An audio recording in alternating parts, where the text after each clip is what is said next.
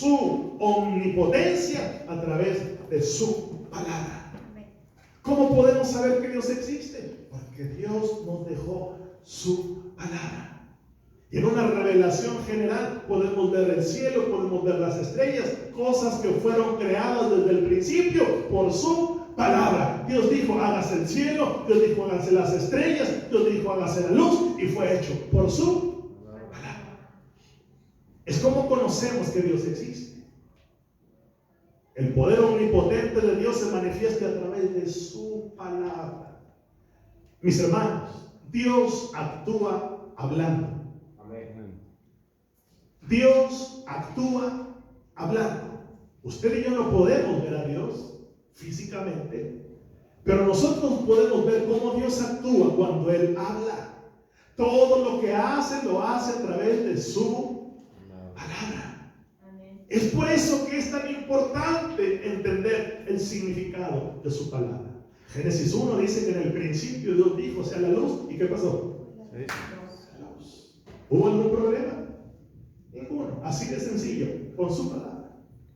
Nuestro Dios es capaz de traer a la existencia cosas que no existían únicamente por su palabra. Él es experto, Él es autor, Él es consumador de todas las cosas. Las cosas invisibles para nosotros las hace visibles por su palabra. Él es experto en llamar las cosas que no son como si fueran. Y todo eso lo hace por su palabra. Por la palabra de Jehová fueron hechos los cielos, dice el salmista, Salmo 33, versículo 6. Y todo el ejército de ellos por el aliento de su boca. ¡Wow! Y el autor de la carta a los Hebreos nos dice en el capítulo 11, versículo 3, que por la fe entendemos haber sido constituido el universo por la palabra de Dios. De modo que lo que se ve fue hecho de lo que no se veía. Él habló y una cantidad ilimitada de seres y de cosas vinieron a la existencia por su palabra. Desde estrellas gigantescas, desde constelaciones preciosas, hasta pequeñas partículas impercibibles por el ojo humano, como las bacterias, fueron creadas por Dios, por el aliento de su boca. La creación es una prueba contundente del inmenso poder que se desata cuando la palabra de Dios es hablada por Dios. La creación. La majestuosidad del universo es tan solo una diminuta parte de su inmenso poder. No es que el universo sea todo lo que Dios puede hacer, es una probadita solamente de lo que Dios puede hacer. El universo. Aún el hombre no ha podido descifrar los enigmas del universo, ni una décima parte de lo que existe. No podemos tener esa capacidad, y eso solamente es una diminuta prueba de su inmenso poder. Job, hablando de esto, nos dice en el capítulo 26, versículo 14: he aquí estas cosas, hablando de la creación, son solo los bordes de sus caminos. Y cuán leve es el susurro que hemos oído de él. Pero el trueno de su poder, ¿quién lo puede comprender? ¡Wow! Job está diciendo que la creación es tan solo el susurro de Dios. O sea, como que Dios dijo, el universo.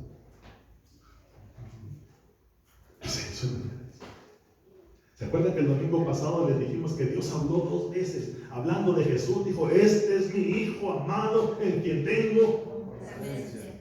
Y después los apóstoles dijeron, nosotros oímos esa voz. ¡Wow!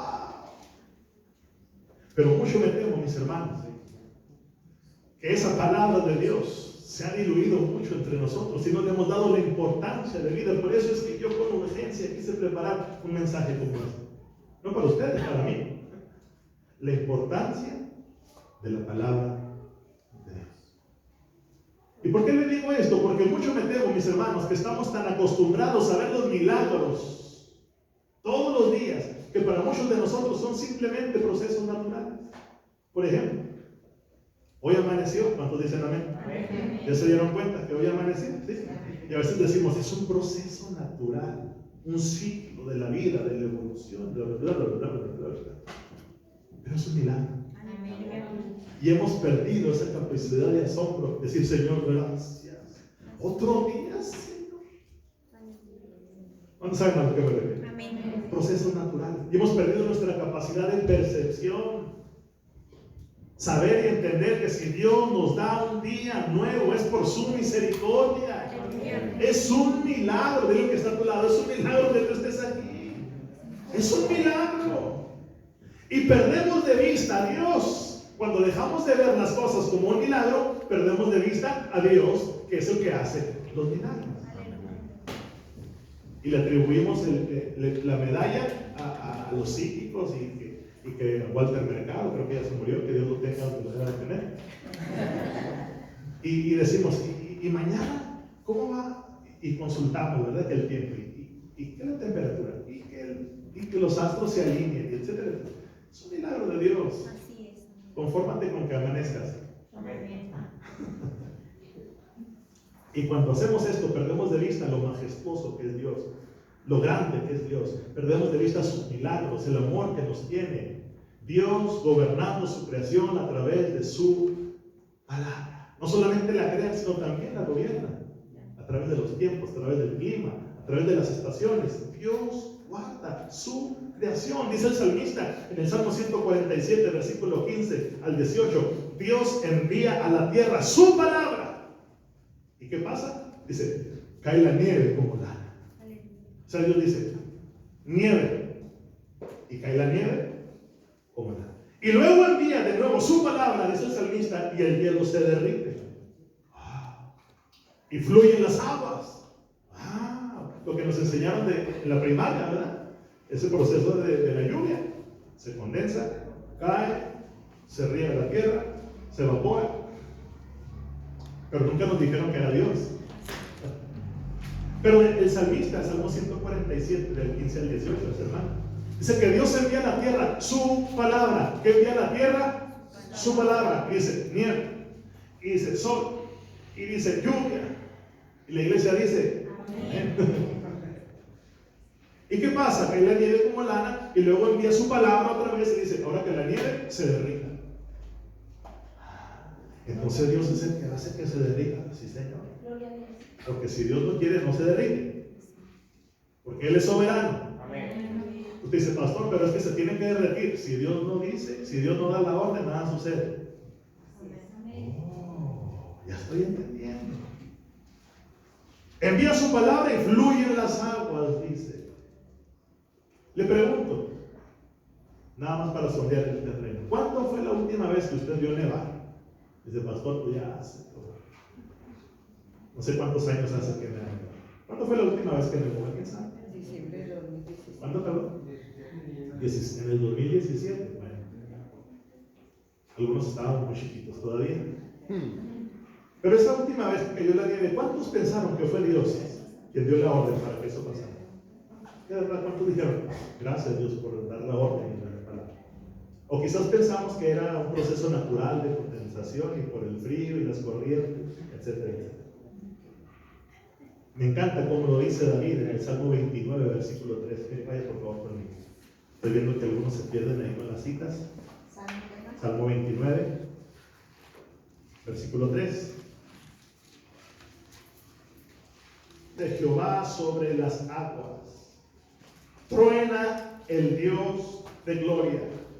Jehová sobre las muchas aguas, voz de Jehová con potencia, voz de Jehová con gloria.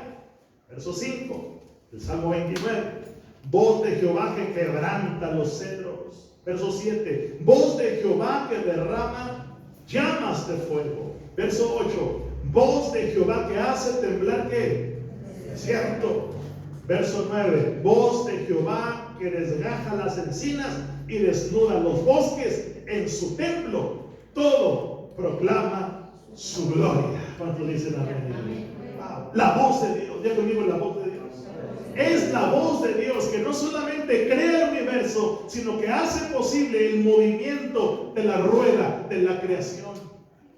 Él hace posible todo esto con su palabra. Él crea por su palabra Él gobierna el universo por su palabra, pero también, escúcheme, Él trae juicio sobre el mundo por su palabra. La importancia de la palabra. Estamos aprendiendo que no solamente el universo fue constituido por su palabra, sino que Él cuida, sustenta y gobierna el universo por su palabra. Con las estaciones, los ciclos, las temporadas, tiempos y temporadas. Dios tiene todo el control, por eso las estrellas no se caen, por eso el mar no se sale de su cauce, por eso todo funciona. La rueda de la creación gira por su palabra. Usted respira y ni cuenta se da. Es por su palabra. Pero también entra el juicio sobre esta tierra que Él creó, que Él gobierna, que Él cuida y sustenta. Él también trae juicio por su palabra. Y por esa misma palabra, Él cambia el corazón de los perdidos. Por la palabra. No fue otra cosa que cambió nuestra vida, nuestro corazón, nuestra condición, nuestro destino, el rumbo de nuestra vida, sino por su palabra, por estar en contacto con la palabra. Él cambia el corazón de los perdidos. Él crea la iglesia por su palabra. No fue el apóstol Pedro, como dicen los católicos, el primer papa. No. Jesús crea la iglesia por su palabra y dice, y esta iglesia, dice, contra ella no prevalecerán las puertas del infierno, por su palabra. ¿Cuántos de aquí son iglesia? Amén. Él crea la iglesia. Él nutre y edifica a los creyentes en su iglesia con su palabra. ¿A qué venimos si no es a beber? ¿A qué venimos si no es a comer? Su palabra. Es aquí donde Dios crea la iglesia, pero también la nutre y la edifica. Por eso Pablo en Hechos capítulo 20, versículo 32, en el discurso que dio a los ancianos de Éfeso les dice: y ahora, hermanos, os encomiendo a Dios y a la palabra de su gracia, la cual tiene poder para sobreedificaros y daros herencia entre los santificados. Es la palabra de Dios que nos da todo esto. Es la palabra de Dios la que produce la regeneración en el corazón del ser humano. Si hay un cambio en nosotros, en nuestro corazón, no es por los cursos de superación personal, no es porque te estés haciendo viejito, viejita, es porque estás expuesto a la palabra, y la palabra regenera el corazón del ser humano, porque la Biblia dice que el corazón del hombre es malo. Es malo.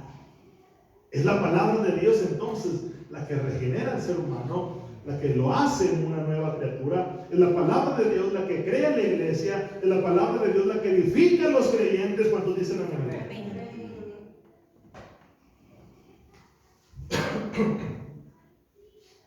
Hermanos que predican, hermanos que enseñan. No es tu opinión, no es mi opinión la que va a hacer estos cambios en el corazón del ser humano en la iglesia. Es la palabra de Dios. Amén. Yo dije la palabra de Dios. Amén. La palabra de Dios es poder, pero también es autoridad. Su poder va de la mano de la autoridad. Y todo aquel que se revela contra la palabra se revela contra Dios. No contra el predicador, no contra el que enseña.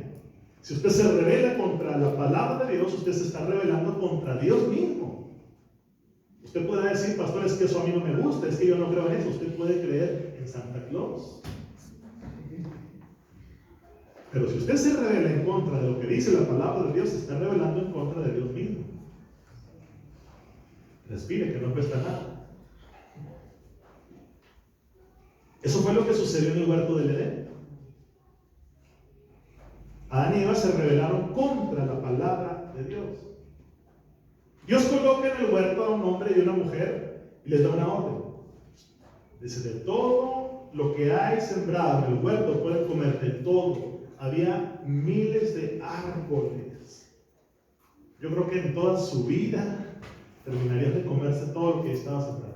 De todo se puede comer, excepto de uno. ¿Excepto de cuál? Uno.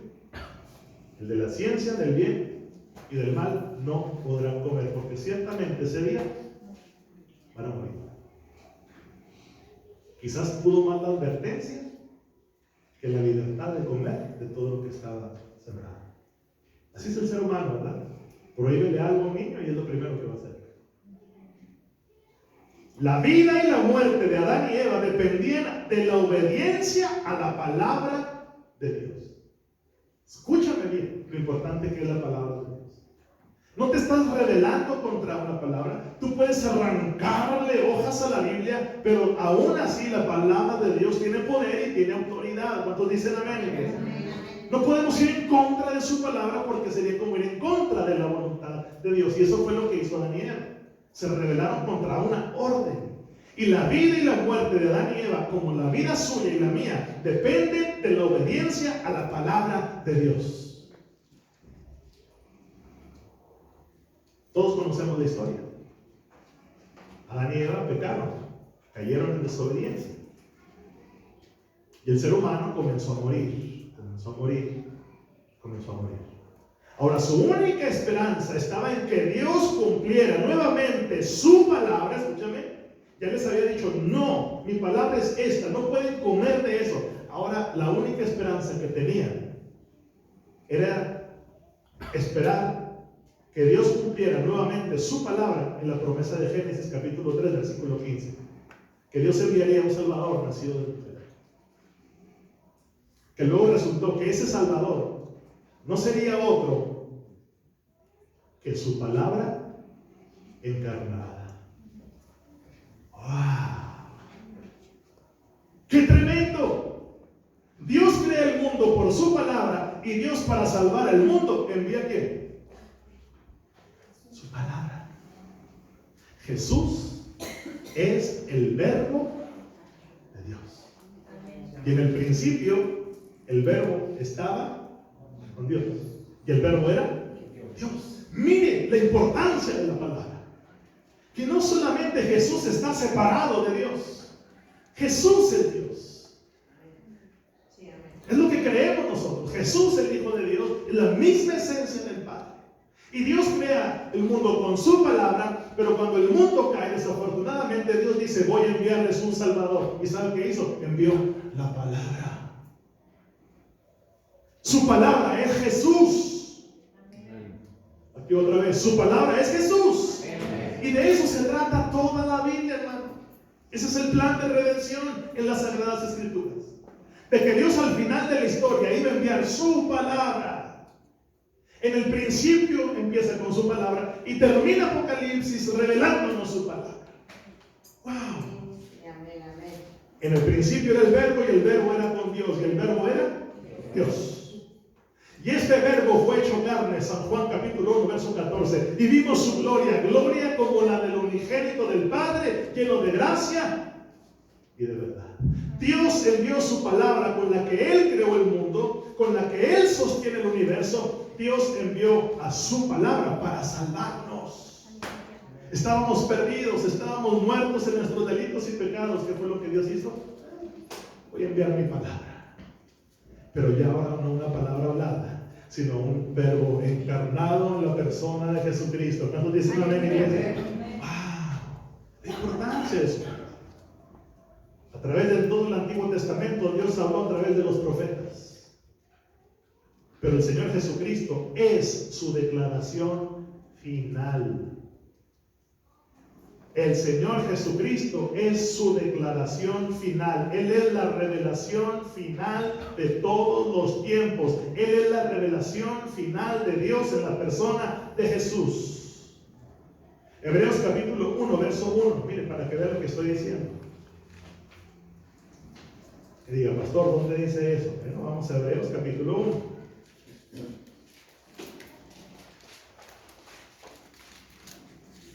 Dios, ¿quién?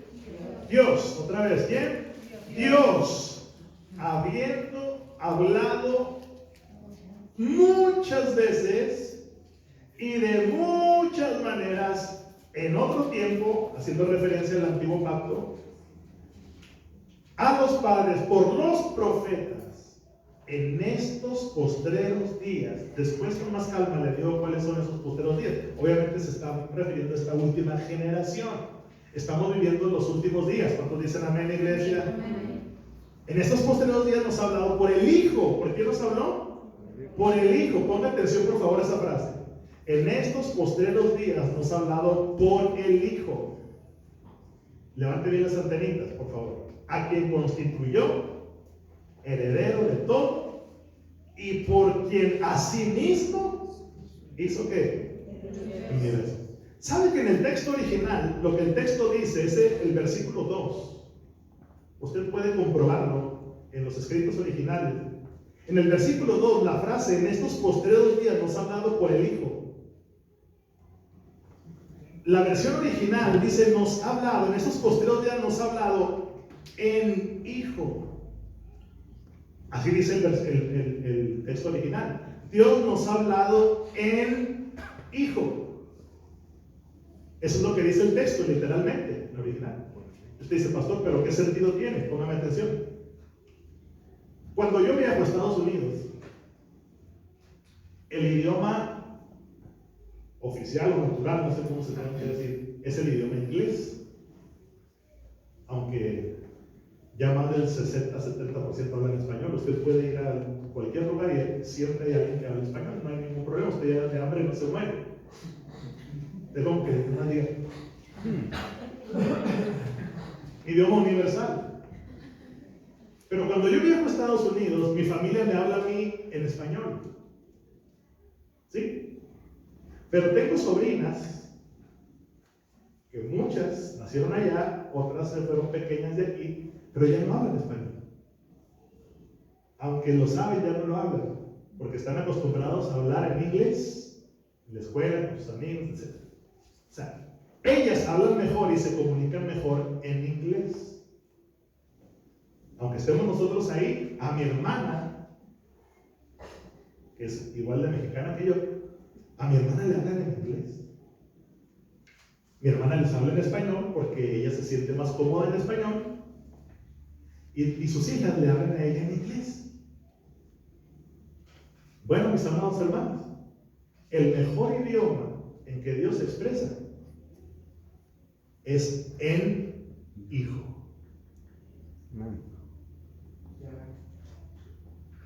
No se expresa en inglés, no se comunica en español, taca japonés, wiwi en francés.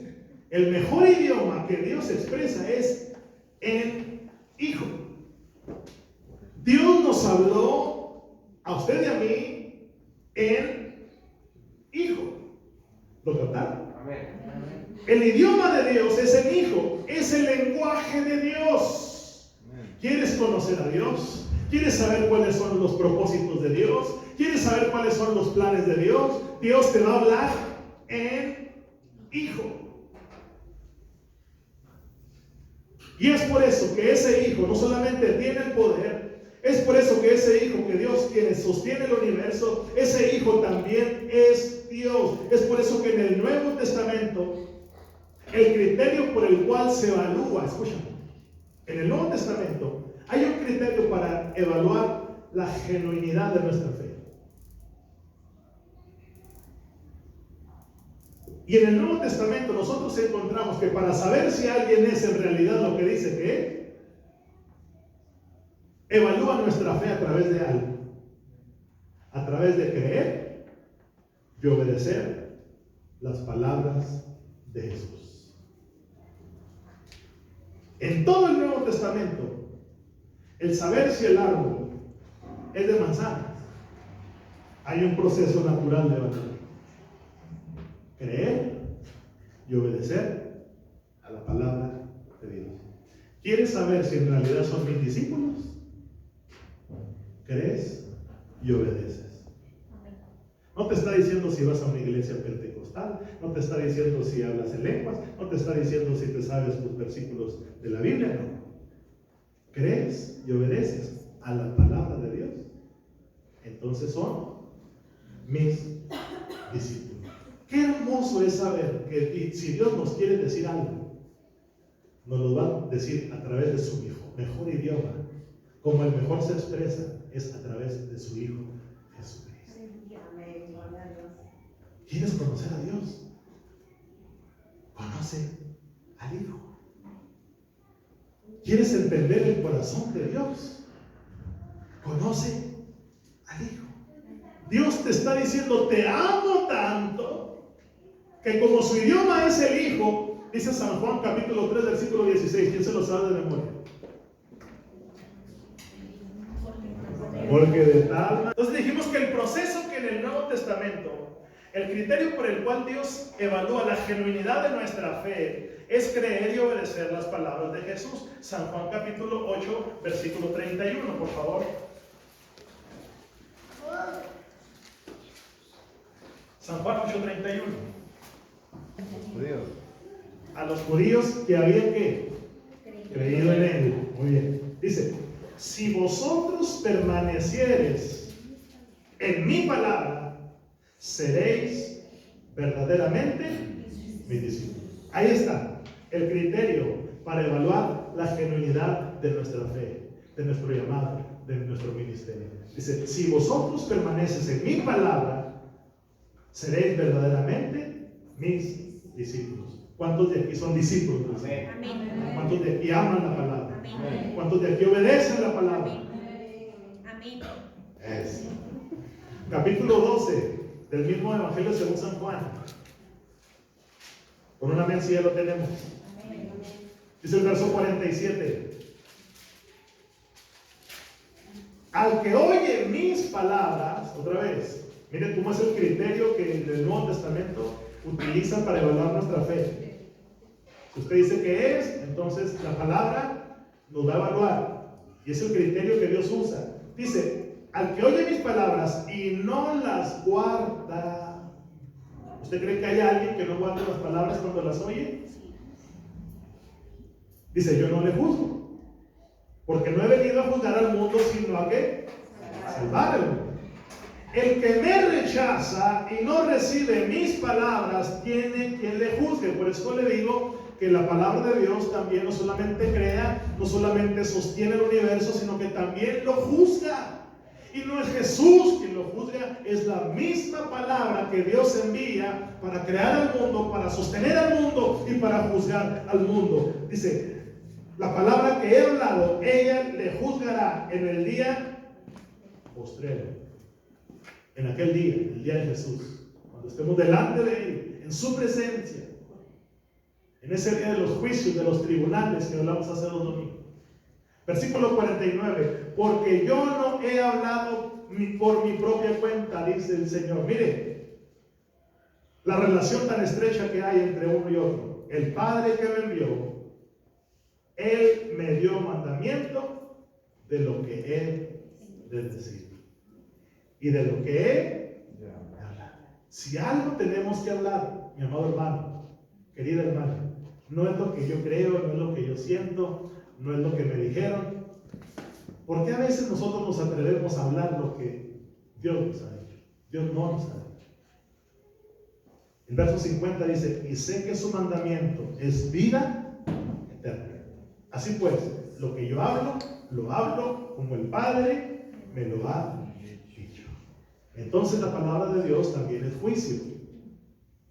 ¿Cuántos dicen amén?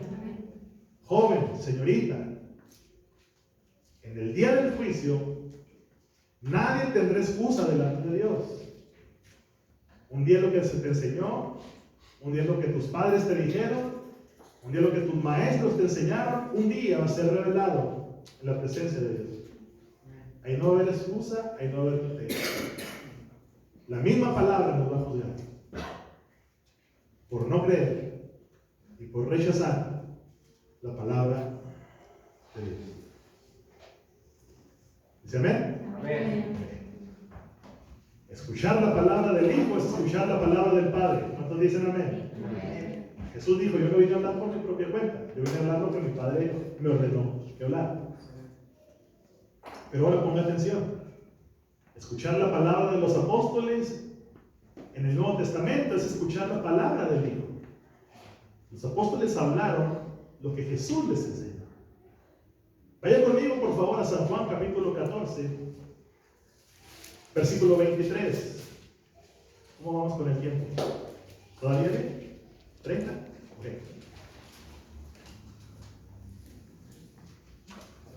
San Juan capítulo 14, versículo 23. Con un amén si lo tiene. Voy un poquito más recio por cuestión de tiempo. Respondiendo Jesús y le dijo: el que me ama, mi palabra guardará. ¿Cuántos de aquí aman al Señor? Guarde su, es más, dígale a su vecino: guarda su palabra. Y mi Padre le amará y vendremos a Él y haremos morada con Él. ¿Cuántos dicen amén a eso? Evangelio según San Juan, capítulo 14. ¿Estoy leyendo bien?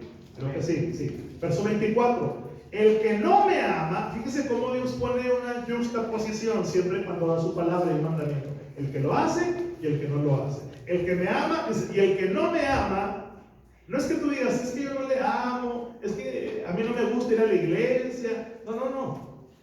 Dios equipara a no amarlo, no que no vayas a la iglesia, no que no salgas a evangelizar. He dicho sea de paso, tendríamos que hacerlo. Pero Dios dice: el que no me ama no guarda mis palabras. Dice: y la palabra que habéis oído no es mía, sino del Padre que me envió. Lo dicen amén.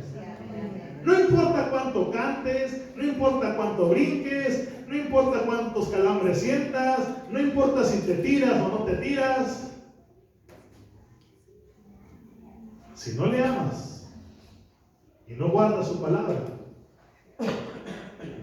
dice el Señor, contrario a lo que es el amor a Él, dice: vendremos y haremos morada con Él. Y si la palabra de Dios no está en nosotros, si no la guardamos, entonces su presencia tampoco está en nuestras vidas. El Nuevo Testamento, mi amado hermano, lo que usted tiene en sus manos, es la revelación de Jesús a través del Espíritu Santo de Dios. ¿Cómo podemos entender la palabra? Por el Espíritu Santo de Dios. ¿Cómo podemos entender que es la palabra y la voluntad de Dios? Por la intervención del Espíritu Santo de Dios. Me encanta como lo dice un autor que estoy leyendo en los últimos días, John Piper, en uno de sus libros. Dice: ¿tú quieres oír audiblemente la voz de Dios? ¿Cuántos quieren oír audiblemente la voz de Dios? Dice: lee la Biblia en voz alta. La Biblia es la palabra de Dios.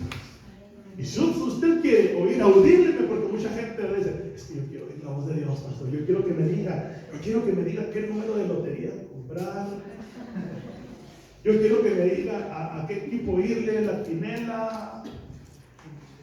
Si usted quiere oír la voz de Dios, lea la Biblia en voz alta. La palabra de Dios es la voz de Dios. No es que esté esperando, ¿verdad?, que venga el super ungido del 2020, el profeta a las naciones, a que le dé: así dice Jehová, Orrasam. Eso, ¿verdad? ¿Qué tan familiarizado estás con la palabra? A veces seguimos más las sensaciones, las emociones, el show, el espectáculo, pero ignoramos la palabra de Dios. Mi hermano David nos citaba una cita de la Biblia el día de ayer. Jesús les dijo: erráis porque desconocen la palabra y el poder de Dios. Es la iglesia del Señor la que tiene esta encomienda: leer, conocer, escudriñar la palabra de Dios. ¿Cuántos dicen amén? Todo lo que usted quiere, todo lo que usted necesita oír, está aquí. Usted no necesita que alguien más le diga revelaciones nuevas interpretaciones. Si usted escucha que es una nueva revelación, entonces cierre sus oídos, porque no es de Dios. Aquí está todo escrito y sellado al final. Dios habló. Yo dije: Dios habló. Todo lo que usted quiere y necesita oír está en la palabra de Dios. San Juan capítulo 16, verso 13, por favor. 16:13. Dice: pero cuando venga el Espíritu de verdad, Él os guiará a toda la verdad, porque no hablará por su propia cuenta, sino que hablará todo lo que oyere y os hará saber las cosas que habrán de... Oiga, no es No espere usted a ver el horóscopo, no espere a oír usted la mañanera, a ver qué va a suceder. Es el Espíritu Santo de Dios que le va a guiar, le va a cuidar, le va a conducir, le va a consolar de las cosas que están por. Entonces, la palabra profética más segura y actual que tenemos es la palabra de Dios. Más actual que el día de mañana, el periódico de mañana. Mucho más actual que el periódico de mañana. Aquí está todo. Todo. La voz de Jesús la tenemos aquí en la Biblia. Pero ¿cuántos están relacionados con ella? ¿Alguien se acuerda cómo le pusimos por título el mensaje? La importancia de la palabra es. Ahora, no solamente Dios manifiesta su poder y su autoridad a través de su palabra, sino que también manifiesta su presencia personal en el mundo. Mire, esto está tremendo, hermano. Mis hermanos, déjenme le digo algo. Donde está la palabra de Dios, Dios está ahí. O sea, ya entendimos que Dios creó el universo por su palabra. Ya entendimos que al mundo a través de su palabra. El Dios tan grande, excelso, omnipotente, maravilloso que tenemos, es un Dios cercano, tan cercano, que nos ama tanto, que desde el principio del tiempo, una de sus más grandes anhelos es estar cerca de nosotros. Dios dice, ¿cómo puedo estar cerca de ellos? ¿Cómo puedo? Su palabra. Donde Dios está, donde su palabra está, Dios está ahí. Es a través de su palabra que Dios se acerca al mundo. Juan 3:16 lo dijeron perfectamente. De tal manera amó Dios a quién. Y la manera de uniones. Si la palabra de Dios no se encuentra en nuestros hogares, si la palabra de Dios no se encuentra en nuestros cultos, tampoco Dios estará ahí. En estos últimos tiempos la gente evangélica, creyente, se ha preocupado más por llenar las iglesias, por programas de evangelismo que son buenos, pero se preocupan más por las estrategias que por la presencia de Dios. Y dejan a un lado la palabra. Ya no se predican los púlpitos con la palabra. Ahora hacen un sermón de mi experiencia, de lo que me pasó, que si Dios me llevó al tercer cielo, que si en la noche, que... A mí predícame la palabra. Es la palabra la que va a traer cambios a mi corazón y a mi vida. ¿Cuántos dicen amén?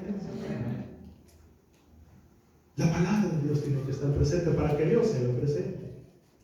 Si la palabra de Dios no se encuentra en nuestras reuniones, vanas entonces son nuestras convocatorias. Dios no va a estar ahí. La palabra de Dios, ¿por qué decimos que cuando la palabra de Dios está en nuestras reuniones, Dios está ahí? ¿Por qué? Porque la palabra de Dios, escúchame bien, tiene los mismos atributos que Dios tiene. Los mismos atributos. Como persona. ¿Se lo digo rápidamente? Claro que sí. ¿Por qué decimos que tiene los mismos atributos de Dios, la palabra? Porque la palabra es de Dios. Es inspirada, ¿qué dijimos al principio? La palabra de Dios es justa. Salmo 119, versículo 7. La palabra de Dios es fiel. Salmo 119, versículo 140. La palabra de Dios es verdad. Salmo 119, versículo 142. La palabra de Dios es eterna. Salmo 119, versículo 89. La palabra de Dios es omnipotente. Isaías capítulo 55, versículo 11. La palabra de Dios es perfecta. Salmo 19, versículo 7. La palabra de Dios es santa. Segunda de Timoteo 3:15. Los mismos atributos de Dios están en la palabra de Dios, porque la palabra de Dios es inspirada por Dios. ¿Cuántos dicen amén? Entonces, cuando tú abres la palabra y Dios habla por su palabra, Dios se hace presente. Amén. Para terminar, si es a través de su palabra que Dios manifiesta su poder, su autoridad y su presencia en el mundo, si realmente creemos lo que Dios nos dice en su palabra acerca de su palabra, porque a veces nosotros abrimos la palabra tratando de interpretar lo que yo quiero oír, lo que yo quiero escuchar, y cambiamos el sentido de la palabra. No es redundancia. Si realmente creemos lo que Dios nos dice en su palabra, acerca de su palabra, que es fiel, omnipotente, eterna, verdadera, justa, perfecta, santa, y que es útil, dijimos al principio, útil, si en realidad lo creemos, ¿qué es lo menos que podemos hacer entonces usted y yo? ¿Qué es lo menos? Si tenemos todo este tesoro en nuestras manos, si ahora lo sabemos, ¿qué es lo menos que podemos hacer usted y yo? ¿Qué es lo menos que podemos hacer? Lo que creemos con esto. Vamos por favor a 2 de Timoteo. Y ahí quiero yo terminar. Póngame mucha atención por favor. ¿Estamos aprendiendo algo en esta mañana, iglesia? Ok. 2 de Timoteo, capítulo 3. Timoteo nos da unas cláusulas preciosas que tenemos que hacer usted y yo. Póngame atención porque aquí viene el nudo, el grueso del mensaje. Todo lo demás fue la introducción. Fue mera información. Aquí es donde voy a empezar a predicar. Así es que póngame atención. 2 de Timoteo capítulo 3, versículo 1. Con un buen amén. Amén. Yo creo que puede decir mejor amén. Amén. Eso. 2 de Timoteo capítulo 3. Mire, iglesia, póngame atención. Voy a hacer un paréntesis mientras usted lo encuentra.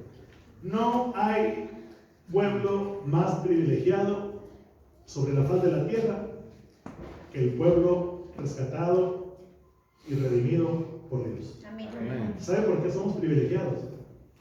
Porque tenemos esto. Amén. Amén. Usted me puede decir, pastor, ¿cuántas religiones hay? Le preguntó al menos indicado, yo no sé. Usted me puede decir, oye, los judíos y los mormones y no sé. Lo único que yo le puedo decir es que esta palabra me dio vida, me abrió los ojos cuando estaba ciego, cuando estaba en mis delitos y pecados. Esta palabra me cambió y me transformó. Amén. Dijo un ciego, yo no sé si esa persona que tú dices es pecador o no, lo único que sé es que antes era ciego Y ahora y ahora ve. ¿Cuántos dicen amén? Su palabra es verdad. Amén. Yo dije, su palabra es verdad. Amén. Y si conoceréis la verdad, la verdad será libre. La verdad se encuentra en Jesús. Conoce a Jesús y será libre. Vamos para allá. Ayúdanos, Señor. 2 de Timoteo capítulo 3 versículo 1 dice: también debes saber esto, Timoteo, que en los postreros días, ¿cuántos son los postreros días? Bueno, la Biblia se refiere en muchos libros del Nuevo Testamento, después se lo doy con más tiempo y más detenimiento. ¿A qué se refieren los postreros días? No es otra cosa más que la última etapa en la era de la redención. Nuestra iglesia se llama ¿cómo? Tiempo de gracia. Porque Dios en su tiempo perfecto abrió un espacio, abrió un paréntesis en sus dispensaciones, en un tiempo de gracia para la salvación del ser humano. Pero esa puerta está a punto de ¿qué? De cerrarse. Entonces son los últimos tiempos. Jesús viene pronto por su iglesia. Jesús viene pronto por su iglesia. Atendamos entonces su palabra. Dice, también debes saber esto, que en los posteriores días vendrán tiempos peligrosos. ¿Tiempos qué? ¿Cuántos saben que estamos en tiempos peligrosos? Amén.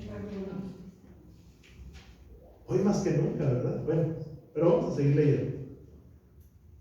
Dijimos versículo 1. Muy bien. Nosotros estamos inmersos en esa última etapa a la que Pablo se refiere, en los últimos tiempos. Pero ¿por qué se refiere a tiempos peligrosos? Verso 2 dice: porque habrá hombres amadores de sí mismos, avaros, vanagloriosos, soberbios. Ayúdenme por favor. Blasfemos, desobedientes a los padres, ingratos, impíos, sin afecto natural, implacables, calumniadores. ¿Cuáles son los calumniadores? Los que levantan falsos, ¿verdad? Los que hablan mal del pastor. Sí. Se tenía que decir. Calumniadores, intemperantes, crueles, aborrecedores. de lo bueno. Wow, entonces aquí entran en esta categoría los que a lo bueno le llaman malo y a lo malo le llaman bueno. ¿Habrá alguien que no le guste lo bueno? Wow. Hay mucha gente allá afuera que aborrece lo bueno. Pero, denme un minutito. Sigo leyendo. Traidores, impetuosos, infatuados, esos que se inflan, sí, ¿verdad? ¿Por qué dice? Porque dice amadores de los deleites más que Dios. Wow, cuando yo leo esta lista, hermano, y quizás usted pueda estar pensando lo mismo que yo, diciendo, pastor, pero eso siempre ha habido. Como que esos rasgos en realidad son presentes en toda la historia de la humanidad. Siempre ha habido gente así, ¿verdad? ¿Sí? Pero ¿a quién creen que se está refiriendo Pablo en realidad en esta carta? A los del mundo. Respire. Pablo le estaba diciendo a Timoteo, Timoteo, tú que empiezas tu ministerio, ten cuidado, porque vienen tiempos peligrosos. ¿Por qué dice que esos hombres perversos, malignos, etcétera, etcétera, estaban dentro de la iglesia?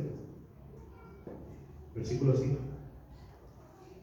Que tendrán apariencia de piedad, pero negarán la eficiencia de ella. A estos Pablo vive en tiempos peligrosos, donde ya no querrán oír la sana doctrina. Amarán más los deleites que a Dios. ¿Qué se puede hacer con ese tipo de gente? Evitarla. Y se evita. En otras palabras, nada. No se puede hacer nada. No podemos hacer nada más que evitar. Porque está entre nosotros. Como debe crecer el trigo y la cizaña. Un día Dios apartará a su izquierda o a su derecha. Tiene menos tiempos peligrosos. ¡Wow! Ahora el versículo 8, por favor. Mire, aquí vienen tres cosas que yo quiero que usted ponga mucha atención. Tres consejos que Dios le da a Pablo. El primero está en el versículo 8, dice, pero tú, o sea, en la iglesia va a haber este tipo de gentes con estos rasgos, con estas características. Timoteo, no puedes hacer gran cosa, no puedes hacer mucho, si acaso evítalos, pero le dice en el verso 8, pero tú has seguido mi doctrina. ¿Cuál doctrina? La palabra de Dios. ¿Por qué es importante entonces para nosotros la verdadera revelación, interpretación y aplicación de la palabra? Porque vivimos tiempos peligrosos, donde hay mucha gente, no estoy hablando de la iglesia local, de toda la iglesia universal, donde aman más al dinero que a Dios, donde aborrecen más lo bueno que lo malo, donde son difamadores, desobedientes a los padres, etcétera, etcétera, etcétera. Pero dice, pero Timoteo, tú has seguido mi doctrina, mi conducta, propósito, fe, longanimidad, amor, paciencia, persecuciones, padecimientos, porque por si alguien pensaba que todo iba a ser color de rosa. ¿Sabe que hay mucha gente que, hago un paréntesis y se lo digo con la mano en el corazón, no hablo con frustración y Dios lo sabe? Siempre he sido sincero y transparente.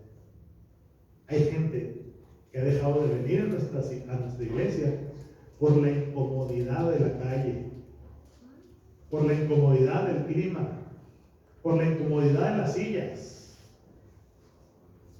Están esperando que tengamos el auditorio, ¿no? ¿Cuántos dicen amén?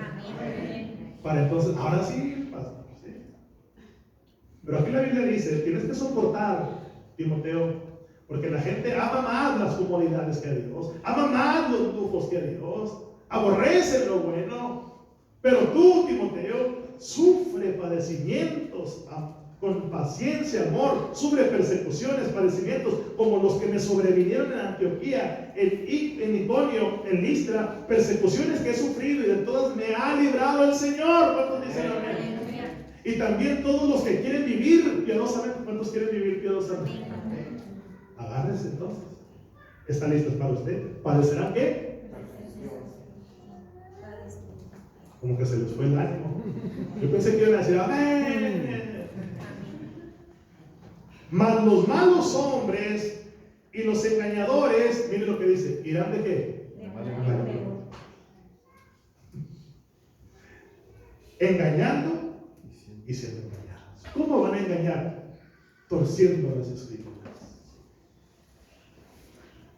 Y otra vez, verso 14, por segunda vez le dice, Timoteo, pero persiste tú. ¿En qué? En lo que has aprendido. Y te persuadiste, sabiendo de quién has aprendido. Y que desde la niñez, escúcheme, qué importante es esto. Has sabido, perdón, ¿qué? Las sagradas escrituras. Muchos de nosotros hemos tenido contacto con la palabra de Dios desde pequeños. Es la palabra de Dios la que produce cambios, transformaciones. Y le dice Pablo a Timoteo, Timoteo, persiste tú en lo que has aprendido, que desde niño has sabido las escrituras, las cuales te pueden hacer ¿qué? Sabio. ¿Para qué? Para la salvación por la fe que es en Cristo Jesús. Y ahí está el versículo con el que empezamos. Toda la escritura es inspirada por Dios y útil para enseñar. ¿Para qué? Redarguir, dígalo, para corregir, para instruir en justicia, a fin de que el hombre de Dios sea perfecto, enteramente preparado para toda buena obra. Y la iglesia dice, amén. Es por eso que es importante la palabra, la importancia de la palabra de Dios. Esos peligros, evítalos. ¿Qué tenemos que hacer entonces, iglesia? El consejo es para nosotros. ¿Qué tenemos que hacer? Timoteo, vienen tiempos peligrosos. Tienes que ser innovador, Timoteo. Tienes que estar a la moda, Timoteo. Tienes que adaptarte a los tiempos, Timoteo. Vienen tiempos peligrosos. Que no se te vaya la gente, Timoteo. Sube las predicaciones al Facebook. Que no se te vaya la gente. Invítalos. Tráelos. Con nuevos programas. Ofréceles nuevos programas. Eso es lo que tenía que hacer Timoteo. Pregunto. Adaptarse a los tiempos. Ser innovador en su iglesia. Cambiar los cantos de la alabanza. Estos ya están muy viejitos, por eso ya la gente ya no canta. Dicen los muebles. Es que tenemos que innovar para atraer más jóvenes. Eso es lo que le está diciendo Timoteo. Vamos a Timoteo. Versículo 10. Dice: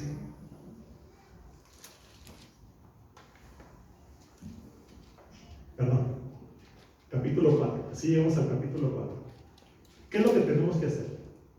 Dice: te encarezco, Timoteo, delante de Dios y del Señor Jesucristo, que juzgará a los vivos y a los muertos en su manifestación y en su reino. Aquí está el consejo. Iglesia, por favor, presta atención. Sí, todo es bueno, la innovación es buena, estar a la vanguardia es buena, actualizarnos es bueno. Yo no estoy diciendo que no. Pero ¿qué fuimos llamados? Eso. Verso 2 dice: que prediques la palabra. Otra vez. Que prediques la palabra. Dígalo más fuerte. Que prediques la palabra. Que instes a tiempo y fuera de tiempo. Redarguye, reprende, exhorta con toda paciencia y doctrina. Porque vendrá tiempo cuando no sufrirán la sana doctrina, sino que teniendo comezón de oír, se amontonarán maestros conforme a sus propias concupiscencias.